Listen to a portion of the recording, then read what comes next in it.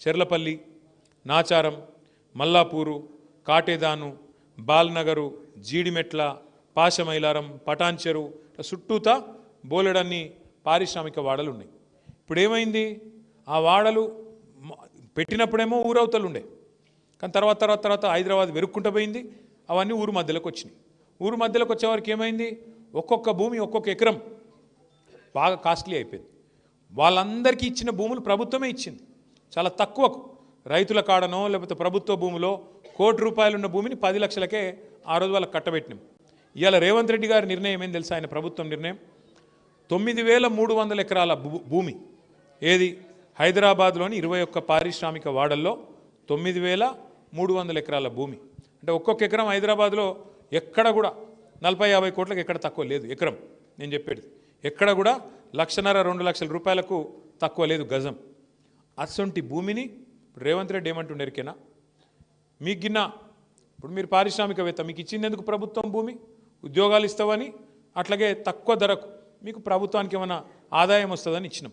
ఇలా దరఖాస్తు పెట్టుకుంటే చాలంట ఎస్ఆర్ఓ వాల్యూ మీద. ఎస్ఆర్ఓ అంటే రిజిస్ట్రేషన్ వాల్యూ, ముందే రిజిస్ట్రేషన్ వాల్యూ తక్కువ ఉంటుంది మార్కెట్ మీద చూస్తే. ఇప్పుడు మీకు కల్వకుర్తి ఉంది, కల్వకుర్తిలో ఎకరం నిజానికి మార్కెట్లో ₹1,00,00,000 ఉండొచ్చు, రిజిస్ట్రేషన్ 5 లక్షలు 10 లక్షలు ఉంటుంది, అంతేనా? అంతే ఉంటుంది. రేవంత్ రెడ్డి ఏమంటున్నారికేనా, ₹1,00,00,000 ఉన్న భూమి కేవలం రిజిస్ట్రేషన్ ధర మీద 30% కడితే చాలంట. అర్థమైందా? రిజిస్ట్రేషన్ 5 లక్షలు అనుకో, మార్కెట్లో ₹1,00,00,000. రేవంత్ రెడ్డి ప్రభుత్వం ప్రపోజల్ ఏం దొరికేనా, 5 లక్షలలో 30% అంటే ఎంత, 1,25,000, 1,30,000. ₹1,30,000 కడితే శాశ్వతంగా ₹1,00,00,000 భూమి నువ్వు తీసుకో, అపార్ట్మెంట్లు కట్టుకో, ఏమైనా చేసుకో అంటుండు. ఇది దోపిడీ కాదా? ఇంతకు మించిన దోపిడీ ఇంకేమైనా ఉంటుందా? హైదరాబాద్లో ఇల్లు కడదామంటే జాగలేదు, ప్రభుత్వ ఇల్లు, ఇందిరమ్మ ఇల్లు కడదామంటే జాగలేవు. హైదరాబాద్లో పార్కు కడదామంటే జాగలేదు. హైదరాబాద్లో ఒక ఛాయ్ డబ్బా పెడదామంటే జాగలేక గరీబోలు ఫుట్పాత్ మీద పెట్టుకుంటే వాటిని వచ్చి హైడ్రా కొట్టేస్తుంది.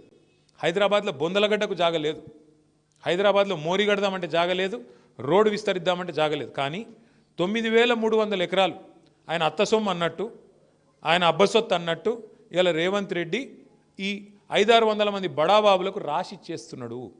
రాసిస్తే ఉతానే రాసిస్తాడు రేవంత్ రెడ్డి. నీకు తెలియదా, నాకు తెలియదా? ఇవాళ 10% కాదు, ఎక్కువనే ఉన్నది, 50% ట్యాక్స్ ఉన్నది, ఆర్ఆర్ ట్యాక్స్. 50% వెనుకకు నూక్కుండే. ఇది కథ.